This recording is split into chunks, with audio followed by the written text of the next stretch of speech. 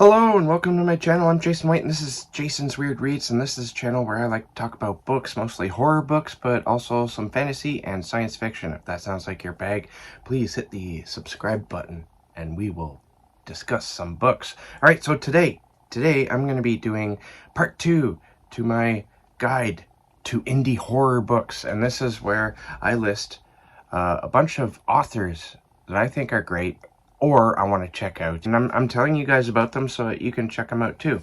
There's a lot of indie horror out there, and I think honestly, like big time publishers like the big five of New York and whatnot, those horror areas are growing right now. You see like a lot of Paul Tremblay's and Stephen Graham Jones getting big, and that's awesome. But indie horror is still where it's at. Horror is still nowhere near where fantasy is or science fiction. And so we got a lot of catching up to do, but if you want to read a lot of horror, you really have to go to indie horror.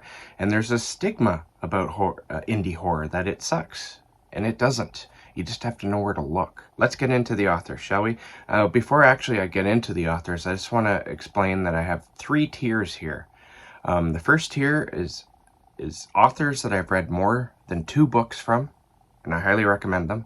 The second tier is I've only read 1 book from the list of authors within that tier, and I want to read more.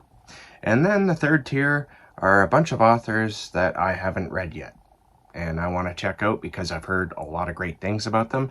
Maybe you have too, but maybe you haven't. So let's get into it. First tier, authors I've read more than 2 books from.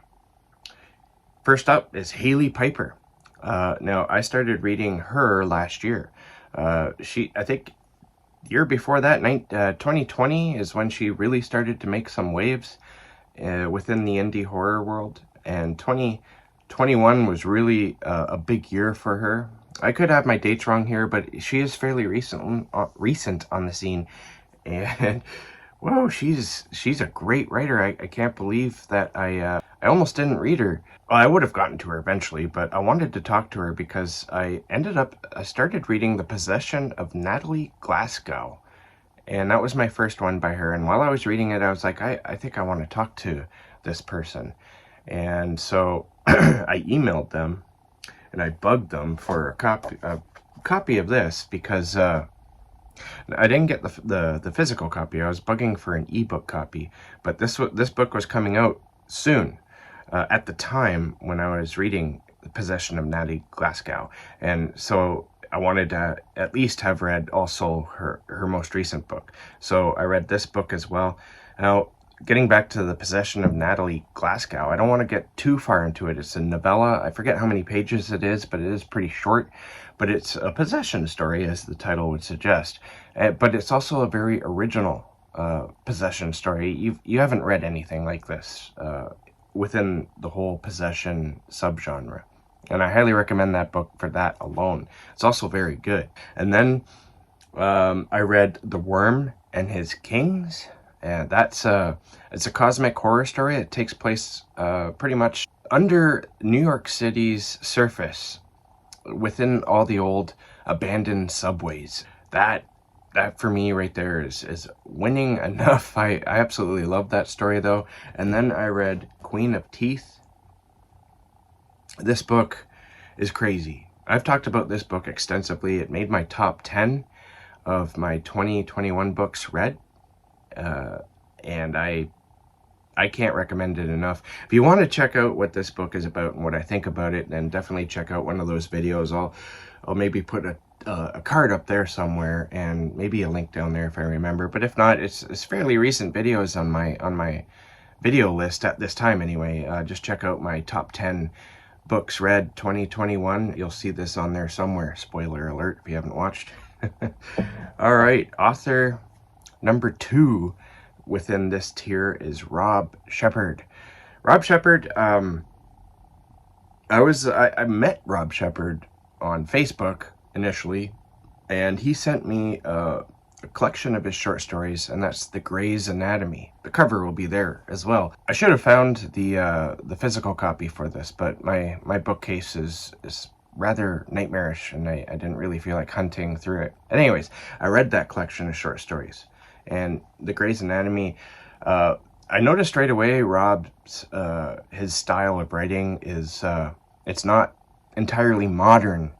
You can tell that he's heavily influenced by older things, and that there's nothing bad about that. By older things, of course, I mean older literature, but there's some very new things within his storytelling as well. And this goes into Dark Worlds, which is another collection of short stories, and he sent me a copy. He wanted to send me a copy of this over Audible, but of course, because they used Audible's own self-publishing audiobook program that they have, ASX I think it's called, they haven't caught up. Audible Canada has not caught up yet, and you can't send codes to Canada if you're wanting to send free books from that service. And that it's been like that for years. It's like 2018 I think is when he wanted to send me this book, and it's still like that today. I've said this before, I'm going to say it again. Audible Canada, fix your shit. Yeah, get somebody on that. Get like a team of people. Work on this. Do it, please. Anyway, so my Dark Worlds is even heavier into like the sort of classic horror element that Rob typically brings to his work, and I really enjoyed those stories as well. And also in the most recent novella of his that I read is My Name is Human. This one has a very similar sort of feel of older style horror, but it's also very much science fiction. And it also has like a bit of a Stephen King, Clive Barker's Hellraiser feel to it. And there's also some other older science fiction things that I just can't think of right now. But I think out of all these, My Name is Human is my favorite. Now, Rob, I think, is going through a bit of a transition between pulling his stuff from a publisher and publishing it all himself. So I'll leave a link down there where you can maybe find some of his work. But if you really like an older style of writing, especially by a modern writer, because he's not just about the old way of writing from like the 1940s or 1920s. He brings a modern feel to it as well. It just impresses me, honestly, that he has this very strong influence and that he embraces it. He writes a lot of short stories and a lot of short novels. I don't know if he's ever written anything that's actual novel length. He probably has.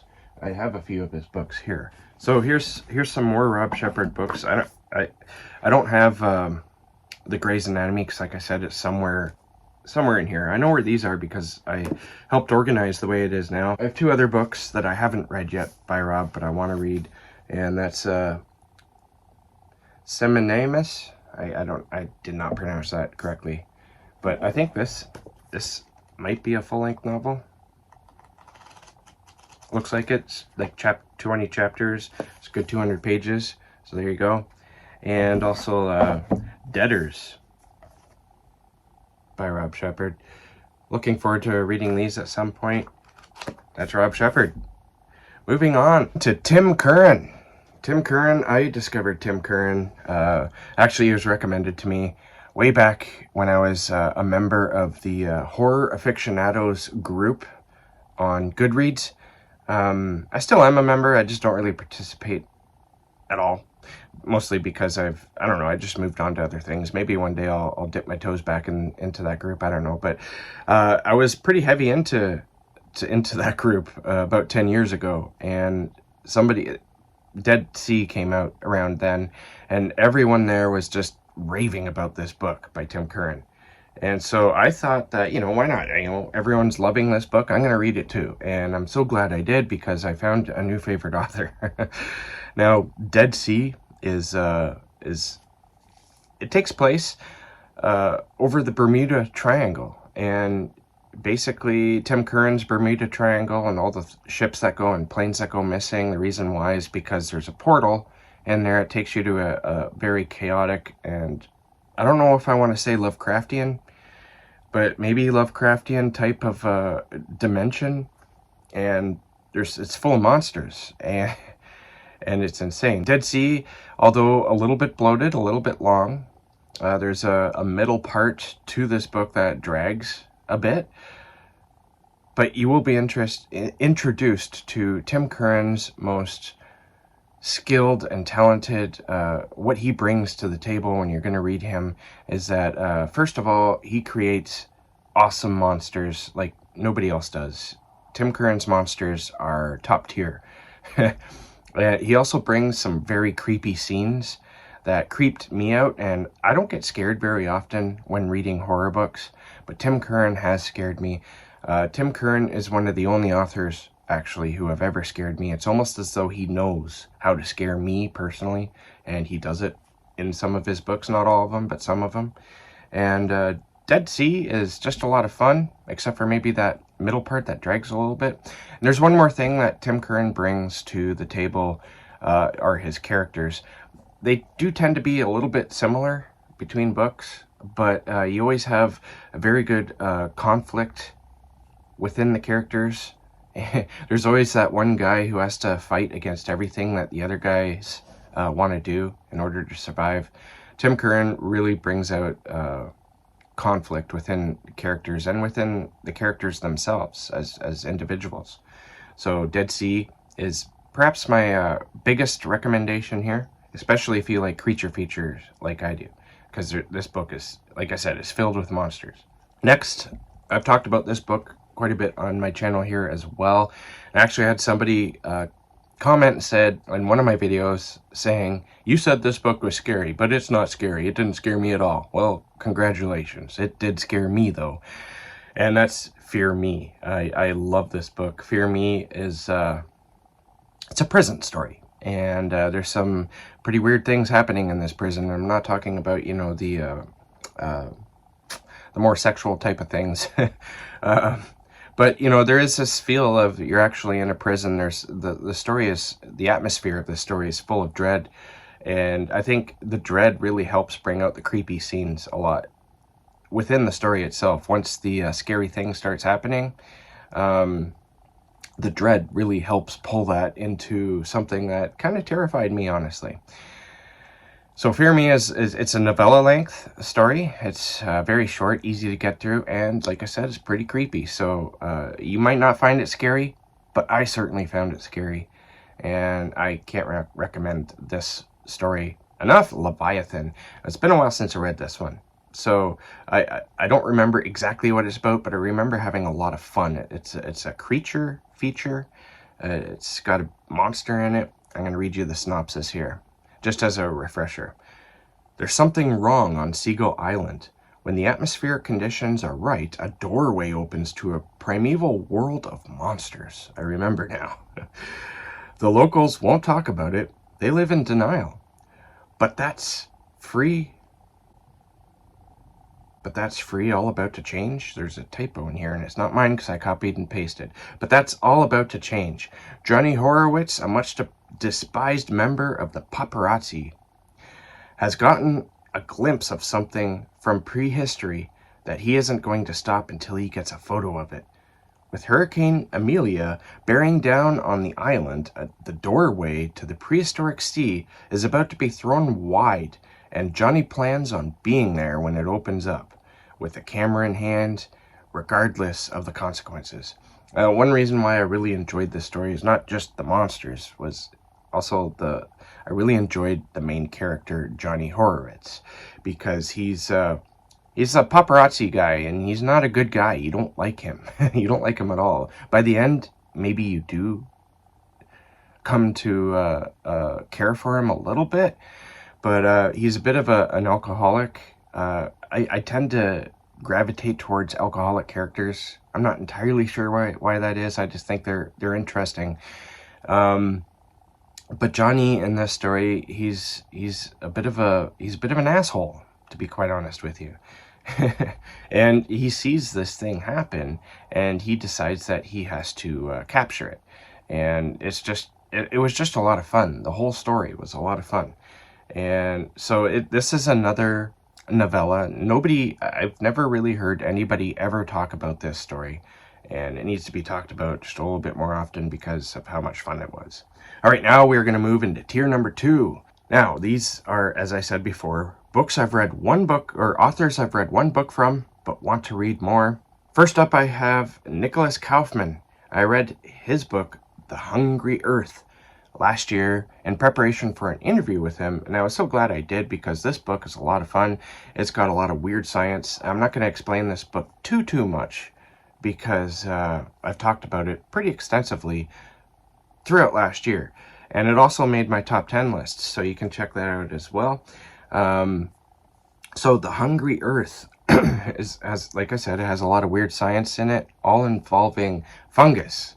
I'm gonna leave it at that because I love science. Honestly, I love normal science.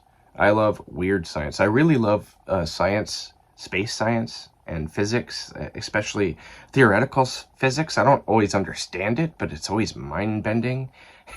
And I find the same thing comes down to the same thing with fungus, honestly, because there's just, like, some weird things going on with fungus.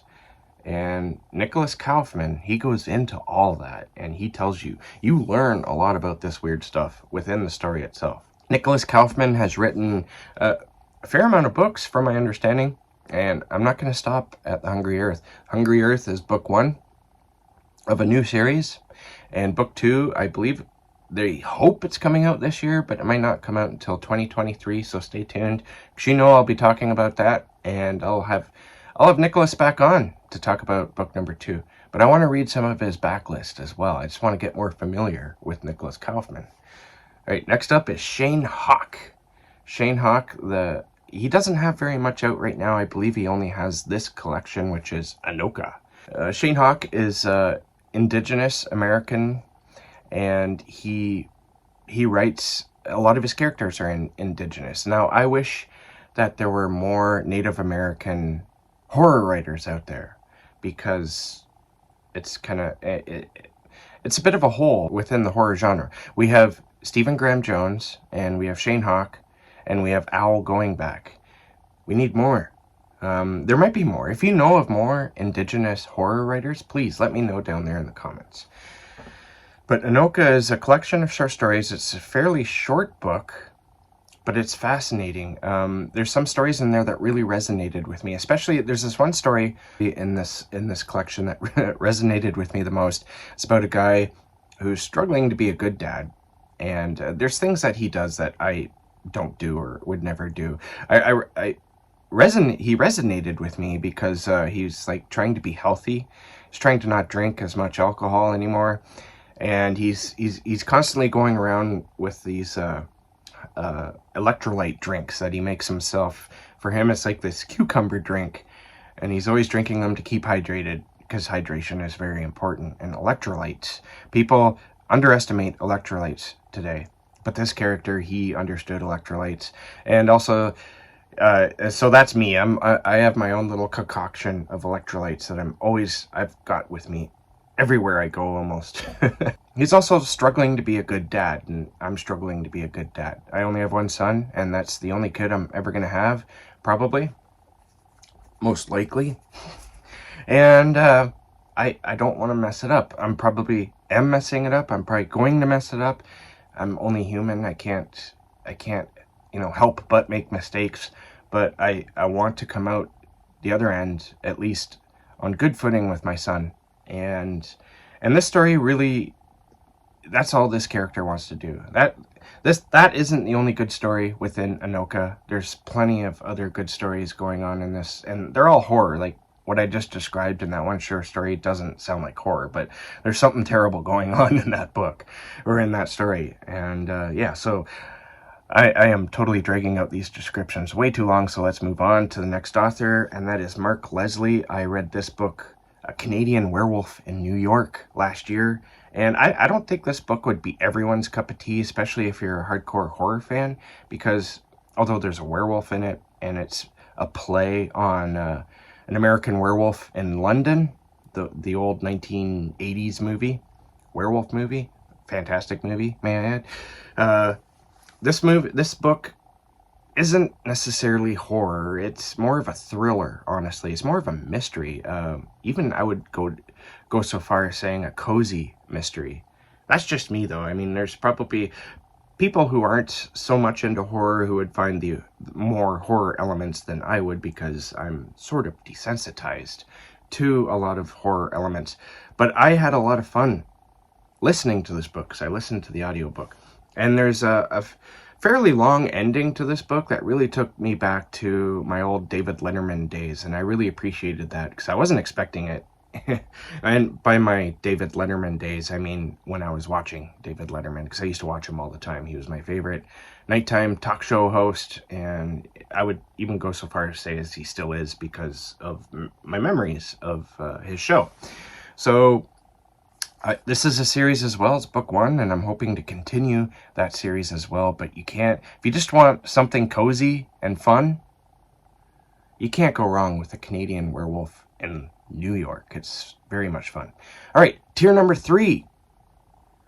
Authors I haven't read yet, but I really want to. So I picked one book for each of these authors and a synopsis for that book, and we're going to just read the book, or the synopsis, and I'll maybe give a couple of thoughts as to why that sounds cool to me, and then we shall be done. All right, so first up is Michael Clark, and he's written, I think, a trilogy of books, and the first one is The Patience of a Dead Man. Here's the synopsis for that. The cover's right there. He just spent everything on a house in disrepair, but he didn't know someone was waiting inside. Tim Russell just put his last dollar on a handyman's dream, a quaint but dilapidated farmhouse in New Hampshire. Newly single after a messy divorce, his plan is to live in the house as he restores it for resale. To his horror, as soon as the papers are signed and his work starts, ghosts begin to appear. A bone-white little boy, a woman covered in flies. Tim can't afford to leave and lose it all, so he turns to his real estate agent Holly Burns to help him decide whether he has any shot at solving his haunted problem. Can they solve the mystery before he loses his investment, or maybe his life? That sounds pretty cool to me because I went through a period where, actually, let me back up just a little bit. I used to love haunted house stories and ghost stories, and then I think I just kind of burnt myself out of the whole haunted house thing, and anytime somebody said it's a haunted house story, I'd be like, no. But within the last year or two, I've been getting back into reading ghost stories and haunted house stories, and so this sounds like it's right up my alley in that regard. And also, I was introduced to Michael Clark by watching Dark Between Pages Facebook page. YouTube page. Nikki from Dark Between Pages. Nikki interviewed Michael Clark. I think it was last summer, and summer of 2021, and I was kind of hooked on that. I didn't run out and read it right away, but it definitely put Michael Clark on my radar when he wasn't really on it before. Next up, we have Steve Strand. Steve Strand is he's been getting some traction within the horror community on booktube as well. So I'm really interested in reading his book, Ritual. Here's the synopsis. A quiet, hardworking man who goes about his daily routine with joy. He works as a telemarketer, trying his best to sell poorly made, overpriced products to the unsuspecting people on the other end of the phone. Brad doesn't mind, though. It's a means to an end. Life's about to change for Brad. Now that Father has anointed him the chosen one, the one to open the gates and allow them to flock into the black heavens. Eternity awaits. But is Brad ready to perform on the big day? Now, I read some fantasy books, and I'm not opposed to the chosen one trope within those books and series of books, but this chosen one, I think, has a completely different sort of feel to it. I really like the idea of, now, I had to stop myself and correct myself. I said, now that his father, but it doesn't say that. It says, now that father, and father's in capital. It's a capital F, father. I don't think father is necessarily his father. It kind of sounds to me like our telemarketing protagonist here is involved with a cult of some sort. But I really like the idea of an alternate reality. And this sounds like this book will take you to a different reality that is full of nightmares. And, I'm all for that. Not in real life. I don't want that in real life at all. But I love reading about it. All right. And finally here, we have Kev Harrison. Now here is another author that I saw on Nikki's Dark Between Pages. All right, so Kev Harrison, I want to check out his most recent book, at least from what my understanding is his most recent book, and it's called Below. Here's the synopsis. Nick has revered his grandfather his entire life.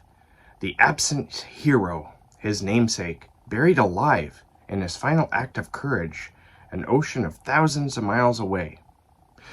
Jess has outgrown her status as an all-action social media celebrity and the endless demands that come with it. Adventure Travel TV has thrown this unlikely duo together, promising Jess the launch pad she craves and Nick the chance to tell his grandfather's story firsthand.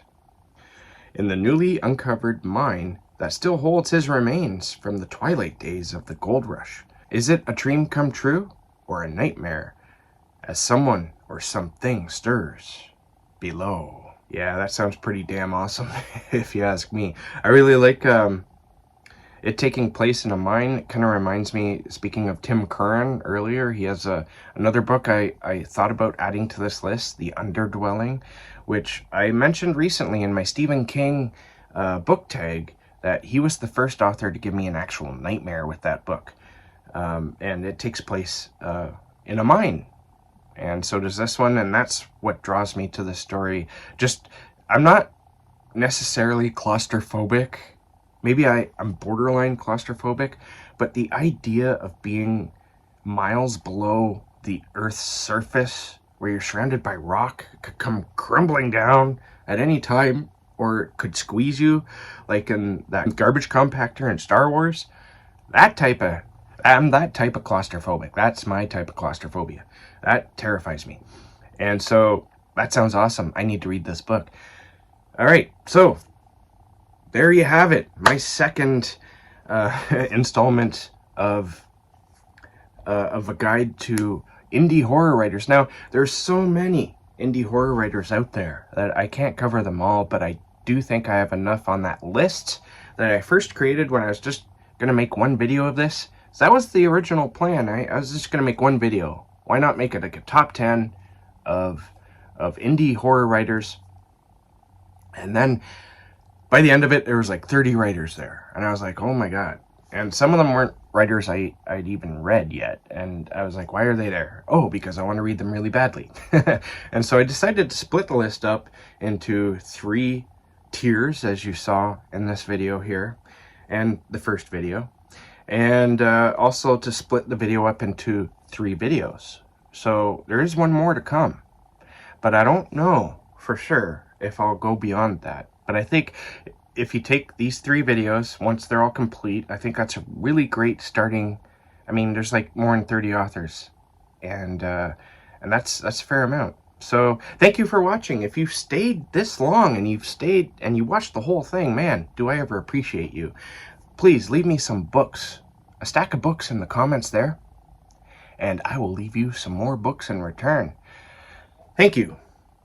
Keep being safe, keep being creative, and I'll catch you guys in the next bookish video.